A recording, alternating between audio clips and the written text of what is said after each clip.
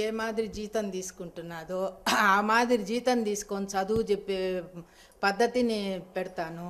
నిరుద్యోగ సమస్యను తీరుస్తాను. లంచగొండితనము, తాగుడు,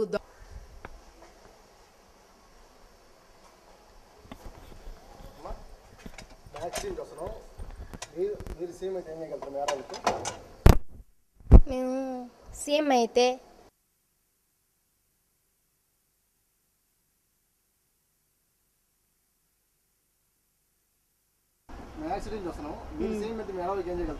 ఆడవాళ్ళకి న్యాయం చేస్తాం అబ్బాయి. మేము యాక్సిడెంట్ చేస్తున్నాము. చెప్పండి. మీరు కానీ సీఎం అయితే మీ ఆడవాళ్ళకి ఏం చేయగలుగుతారు? నా పేరు హిమామోహన్. నేనే ముఖ్యమంత్రిని అయితే అందరు మహిళలకు. నా పేరు దిగ్గుశెట్టి కళావతి. నేనే ముఖ్యమంత్రిని అయితే తెలుగు భాషకి కొత్త చట్టాలను తీసుకొచ్చే ప్రయత్నం చేస్తాం. పురుషులతో పాటు ధీటుగా వారికి 50% రిజర్వేషన్ అన్ని రంగాలలో కల్పించే ప్రయత్నం చేస్తాం. మహిళల ఆరోగ్యం కోసం కూడా హెల్తీ ఉమెన్ వెల్తీ నేషన్ అటువంటి కొన్ని విభిన్నమైన ప్రోగ్రామ్స్ చేయడానికి మేము ప్రయత్నం చేస్తాం. సో ఒకవేళ నేను కనుక ముఖ్యమంత్రిని అయితే మహిళలకు ఎక్కువ ఉద్యోగ అవకాశాలు కల్పించడానికి కుటుంబంలో మహిళ ఒక ఎలా అయితే సమర్థవంతంగా తన కాపురాన్ని నిలబెట్టుకుంటూ వస్తుందో అలాగే తన రాష్ట్రాన్ని కూడా అలా చేయగలదు అని నా నమ్మకము. మిగతా వేటికి కూడా లంచగొండితనం కానీ ప్రతి ఒక్క రంగంలోనూ ఏ రకమైన ఇది లేకుండా, అవినీతి లేకుండా, అవినీతి రహిత సమాజాన్ని నెలకొల్పగలదన్న ఆశాభావాన్ని నేను వ్యక్తం చేస్తున్నాను. నచ్చట్లేదు. మహిళైనా పురుషుడైనా సీఎం స్థానానికి ఏ విలువలు ఉంటాయో, ఏ విధంగా ప్రజలని కాపాడాల్సిన అవసరం ఉంటుందో అది స్త్రీలు కానీ పురుషులు కానీ వాళ్ళకి తీర్చాల్సిన బాధ్యతల్ని చేయాల్సినటువంటి కూర్చాల్సిన వనరుల్ని కల్పించడం మాత్రమే సీఎంగా నేనైనా ఎవరైనా చేయాలి. అందులో దాన్నే మ్యాన్ చేయగలదు అనేది it's my feeling. Because now it is పితృస్వామ్య పరిపాలన జరుగుతూ ఉంది.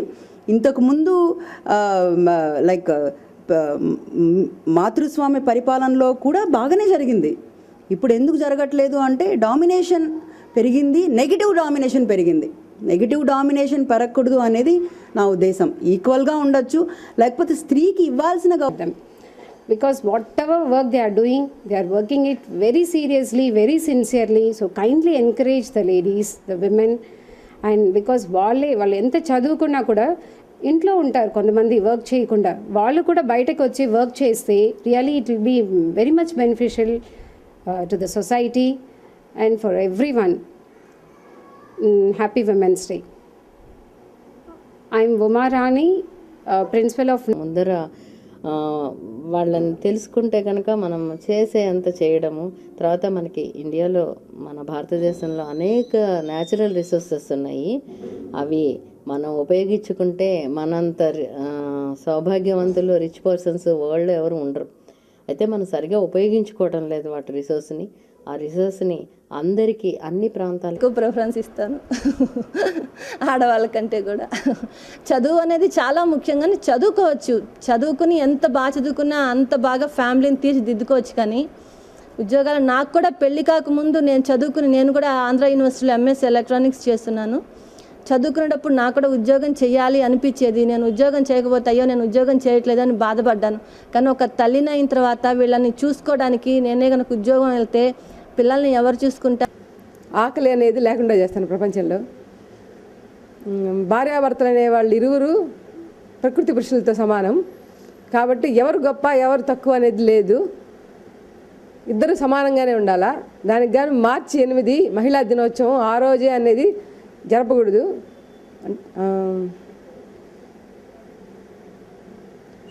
సంవత్సరానికి 364 రోజులు అనేది అన్నిటికీ ప్రాధాన్యతనివ్వాలి. ఆ ఒక్కరోజే స్త్రీకి కేటాయించడం అనేది స్త్రీని చాలా అవమానించదగ్గ విషయం.